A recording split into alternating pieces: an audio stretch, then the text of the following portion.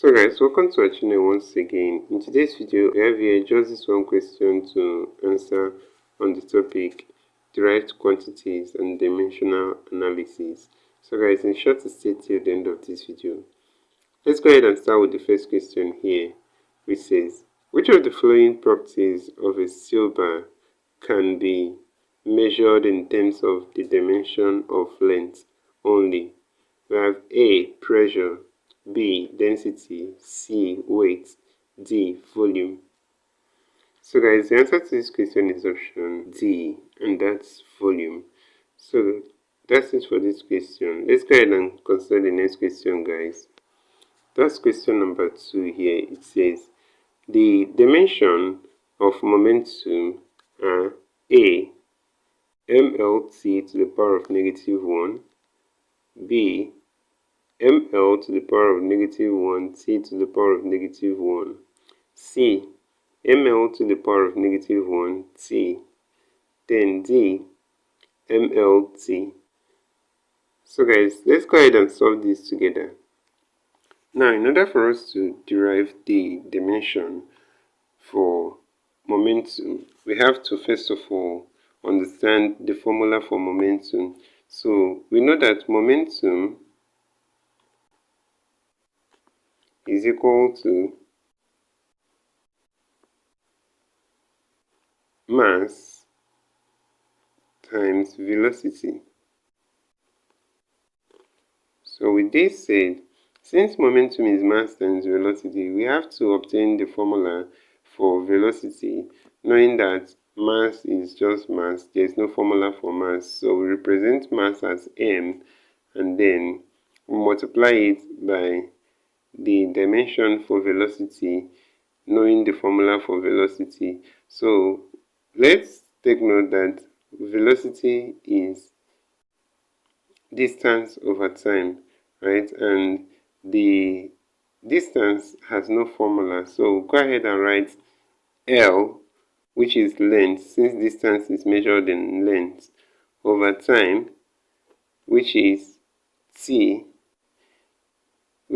since time has no formula and time is dimensioned as t.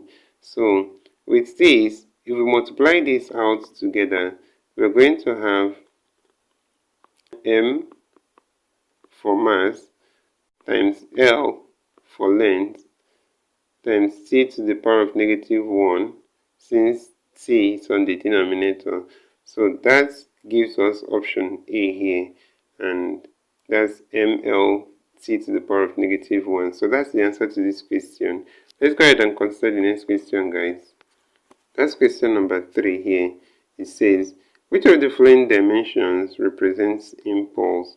We have A, mlt to the power of -2, B, ml, C, mlt to the power of -1, D, mlt. So guys, for this, we also have to consider the fact that impulse is force times time. So we have to understand that impulse is force times time. So remember that time has no formula, so that one is set aside already, time, which is t. So we are going to get the formula for force to multiply it by that of time. So for force, we have mass times acceleration. So already mass has no formula, so we take mass down already. Then times acceleration is actually velocity over time, so that's v over time. So recall that time has no formula, so in that case we are simply going to get the formula for velocity.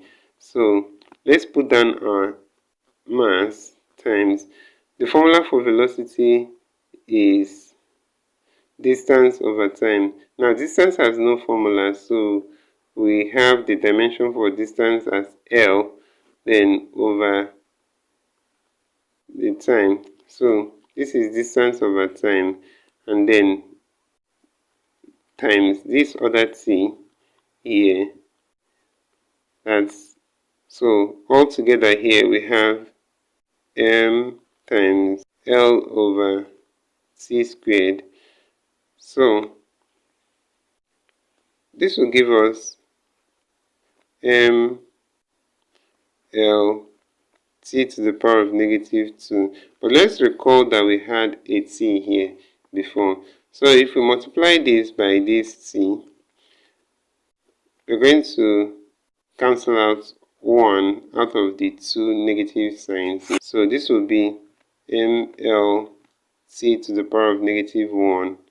So that's it for this question. So you see that momentum and impulse actually have the same dimension, and that's mlt to the power of negative 1. So option C is the answer to this question, and that's it for this question, guys.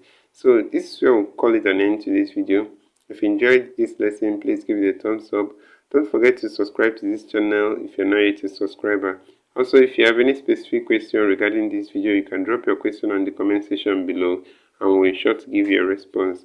So finally, guys, we want to encourage you to join our YouTube channel community by hitting the join button below, and we'll see you right there. Thank you once again for watching this video, and see you on the next one.